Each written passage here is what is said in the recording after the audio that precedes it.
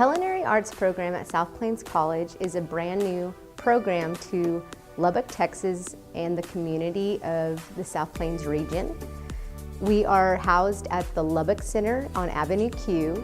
The facility will be over 10,000 square feet, state-of-the-art, and students will have the opportunity to gain 2 certificates or an associate's degree of applied science. The Culinary Arts program is going to enhance students' culinary and baking skills, along with giving them a wide range of information that they can use to either run a restaurant, be a manager of a hotel, and all the hospitality and purchasing aspects of running a business. Students coming out of our program will go out into the food industry with a leg up on other people who are just walking in the door. They will have experience, they will have sharp culinary and baking skills. In the 4th semester, students will have practicums, which are external to the Lubbock Center in our Culinary Arts program.